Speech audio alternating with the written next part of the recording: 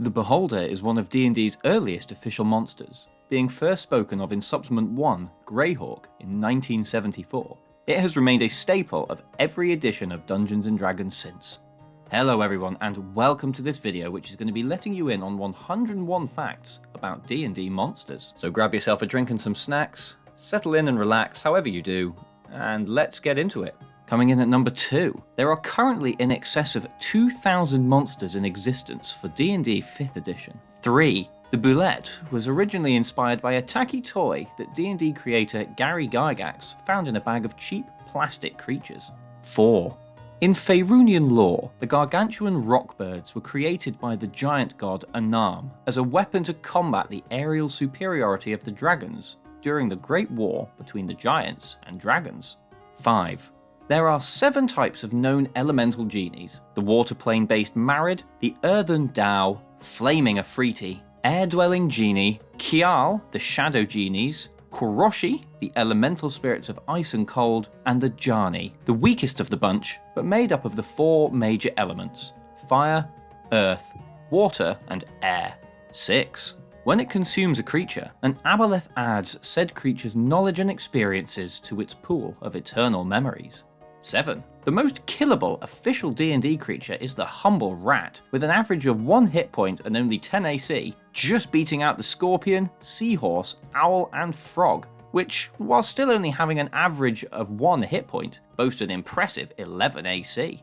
8. One of the most ludicrous Dungeons & Dragons stat block overlooks is that cats, the well-known dusk hunters, do not in fact have dark vision. As a bonus fact, this makes giving cats dark vision the most globally implemented homebrew rule in the entire game. 9. While typically being sized up at around 150 cubic feet, there is actually no upper limit on how big a mimic could potentially get.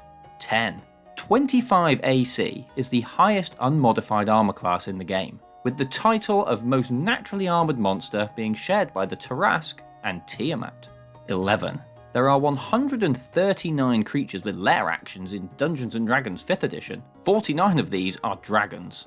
12. Yinogu is the god of the gnolls, also known as the Beast of Butchery. 13. The Gnoll race were originally hyenas that followed Yinogu on his great hunts across the material plane. The hyenas that ate from Yinogu's kills were transformed into the slavering gnolls we know so well today. 14. Tremor Sense is the least utilized sense ability, with less than 60 creatures having access to it. 15. While appearing as brutal, simple monsters, Kruthiks actually have a semi-complex societal structure, and even enjoy the presence of constructs, elementals, oozes, and undead within their territory, utilizing them as additional protection for their hives. 16. Horde scarabs are a type of insect that have the ability to perfectly replicate gold coins. 17. Ancient chromatic dragons that have lived long enough can surpass their mortal existence, ascending to become a great worm. This form is even larger and more powerful than the mightiest of all ancient dragons, even coming close to threatening the aspect of Tiamat herself. 18. Many adventurers who have fought and escaped from an Umberhulk encounter fail to remember the experience due to the creature's Mind Scrambler ability. This effect is lessened for those who manage to defeat the large monstrosities. 20. The Arctic-dwelling Remorhaz is resistant to both cold and fire damage. 21. Mind Flayers first appeared in the official newsletter of TSR, the Strategic Review, edition number 1 of spring 1975, in the section named Creature Features. 22. In Dungeons & Dragons 1st edition, the Tarrasque could only be killed by reducing it to negative 30 hit points, followed by the mandatory casting of a wish spell to permanently wish it destroyed or banished from existence. 23. Ettercaps are a species of spider-like creature that are said to be descended from a group of mad druids. These druids were transformed into the monstrosities by a powerful demon who gave them a form close to that of the arachnids they so highly revered. 24. Phase spiders are functionally immune to the banish spell due to their ethereal jaunt ability. 25.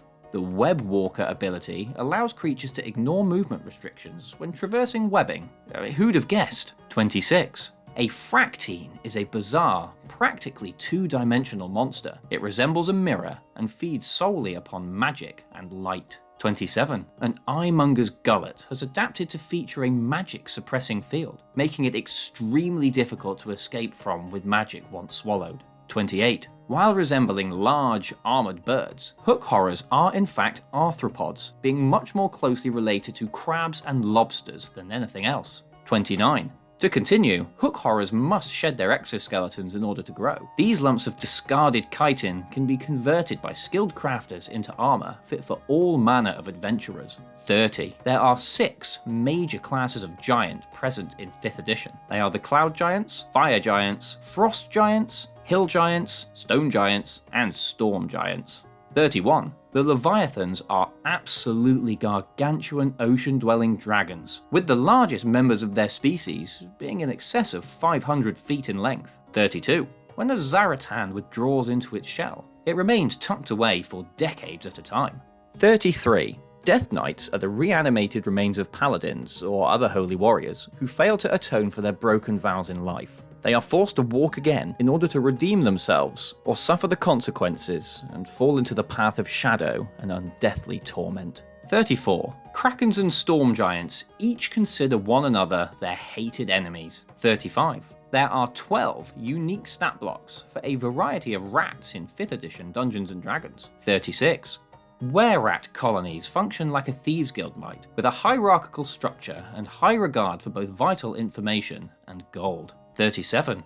To the contrary, werebears are solitary by nature and do their best to stay away from society. They are good-hearted by nature and will only pass on their curse to someone they trust. The transfer of the werebear curse is almost always a consensual process, opposed to the often malevolent passing of the werewolf gift.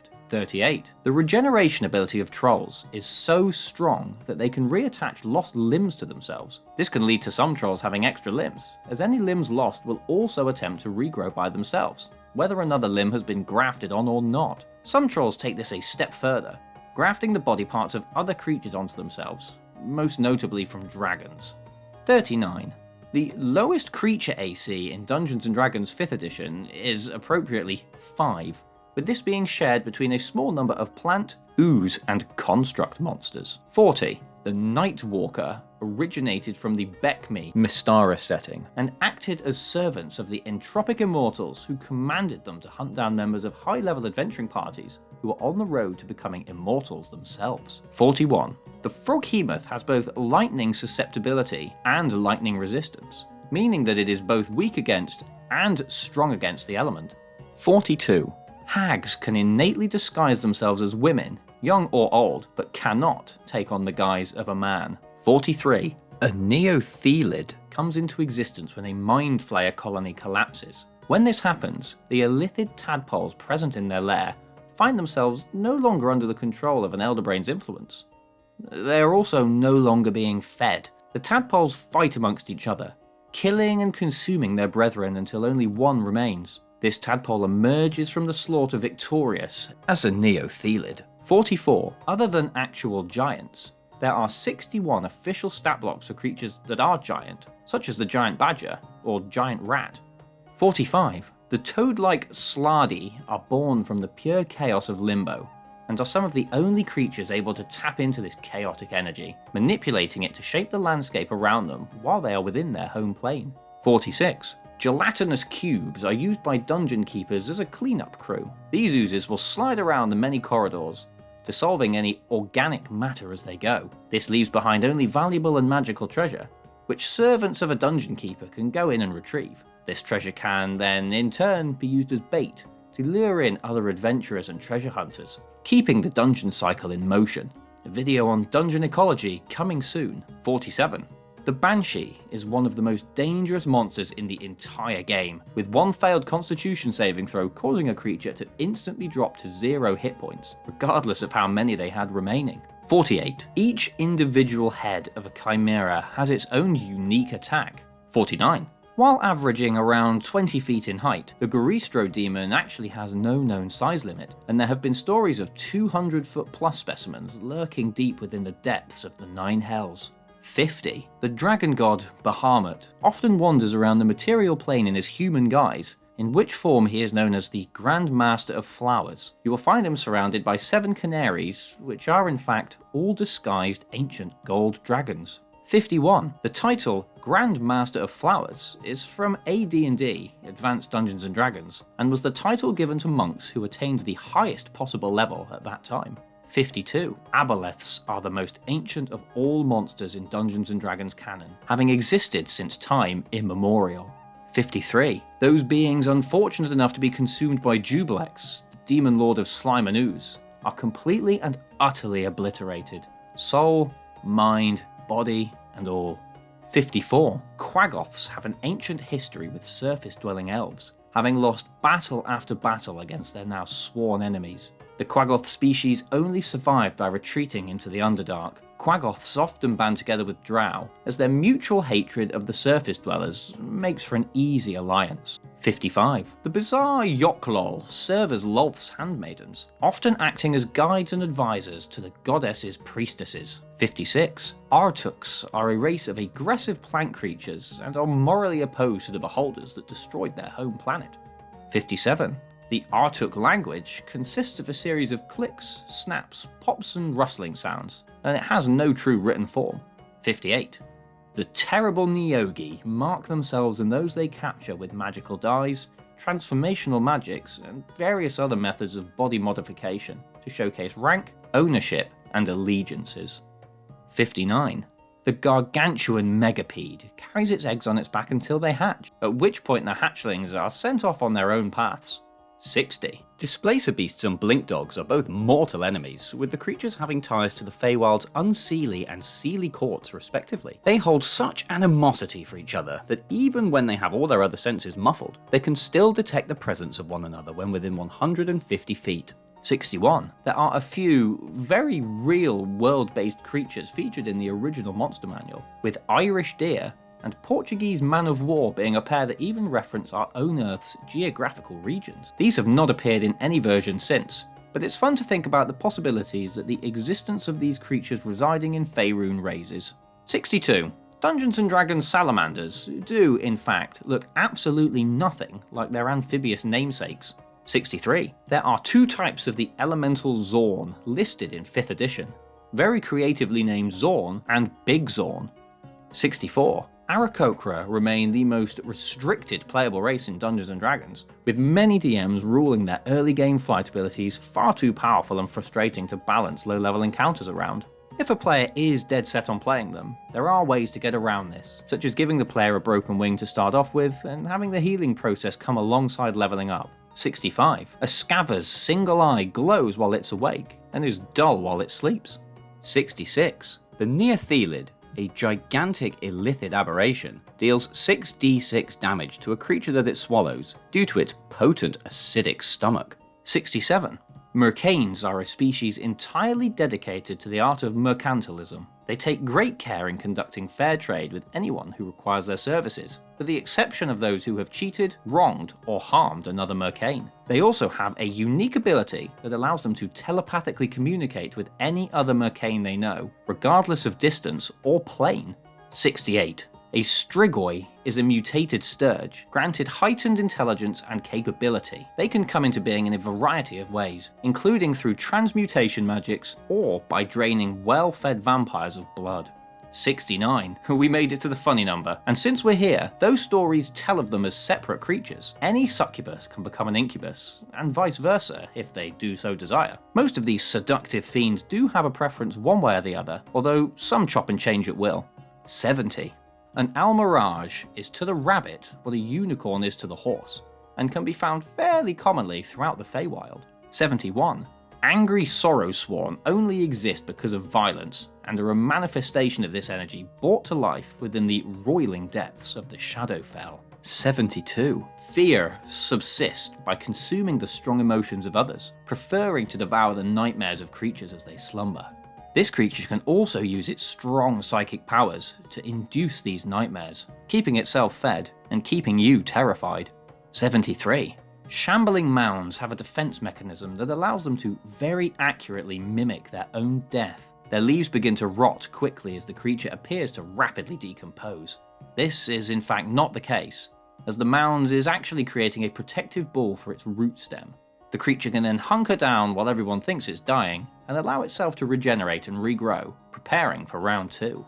74. The celestial Kirin are viewed as a sign of great fortune across many cultures. 75. Kuo-toa worship gods of their own creation, and if enough of them believe that this god really exists, their collective subconscious energy causes this new god to manifest in reality. 76. Lizard folk pride themselves on their great feasts, which are full of elaborate spectacle, great stories, and excellent food. But they are also very fond of humanoid flesh. So, be careful if a lizard folk invites you to one of these grand feasts and mentions that they would be happy to have you. It could definitely have different connotations. 77. Mephits are minor elementals that often take the form of small, humanoid-like bats, imbued with the powers of their elemental plane. They can understand the common tongue, but are often slow to comprehend the meaning of words. 78. Manticores are intelligent enough to be able to strike up bargains with creatures they deem worthy, and will often assist others in tenuous allegiances for gifts of food, or for return assistance in fighting off their territorial enemies, such as wyverns and griffins. 79. Meanlocks are fae with a bullying complex. A group of up to 4 meanlocks can telepathically torment a creature that is not immune to being frightened. If a creature is killed by this psychic bombardment, it transforms into a meanlock, forgetting its former life. This can only be reversed through the wish spell. 80. Myconids are a race of usually peaceful mushroom-like humanoids that can use a variety of spores to subdue their enemies. 81.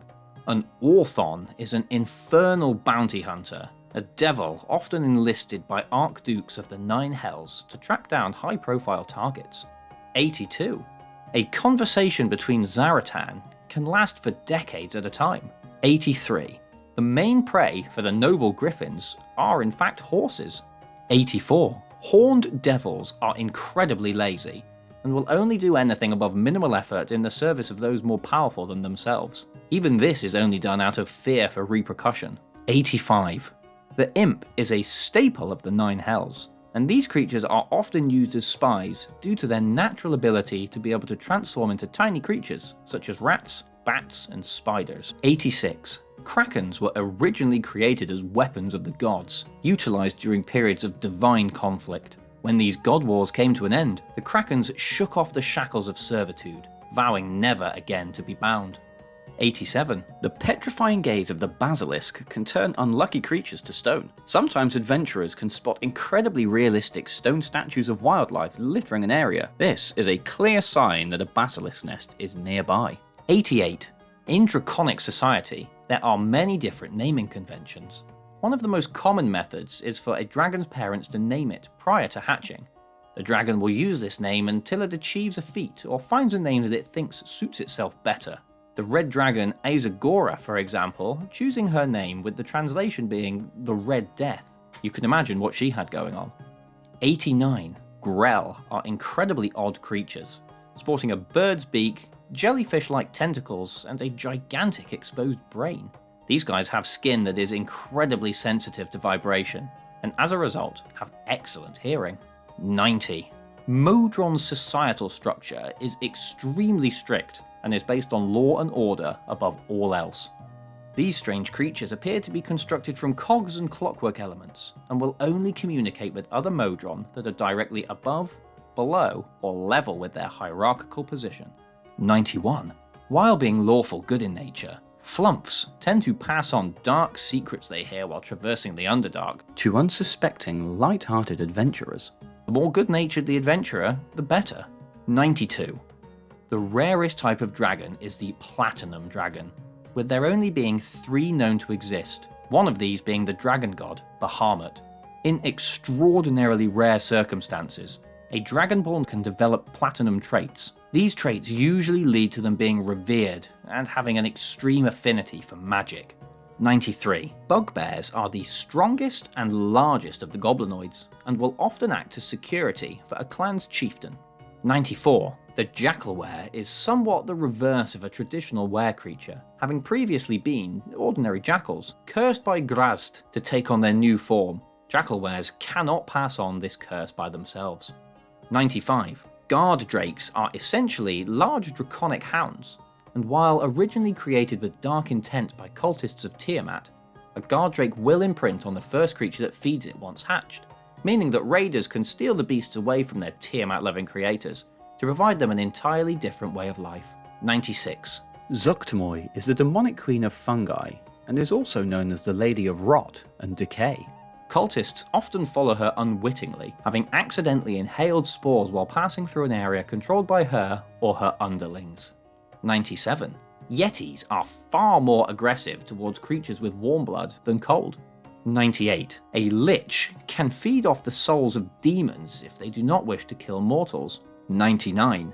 In battle, goblins tend to target the feet of their opponents with arrows, likely to either pin their foes in place, or to simply enjoy the spectacle of their enemies dancing towards them as they get showered by a hail of goblin artillery. 100. Blue dragons have a single horn in the centre of their heads, with 2 points. Not having this is considered a birth defect amongst blue dragons. 101. Obviously this one had to be a dog fact. Mastiffs are great hounds, adored by humanoids for their loyalty, strength, and astute senses, their strength being enough to allow for smaller races such as gnomes and halflings to use them as mounts. And there we have it, 101 facts about a handful of Dungeons & Dragons' monstrous denizens. If you made it to the end of this video, thank you so much for watching or listening. I really hope you enjoyed the video, and if you did, I'd be very happy to put together Run 2. To let me know, drop a like on the video or comment a subject you'd like to hear more about. Other than that, thank you once again, and I'll see you for another one very soon.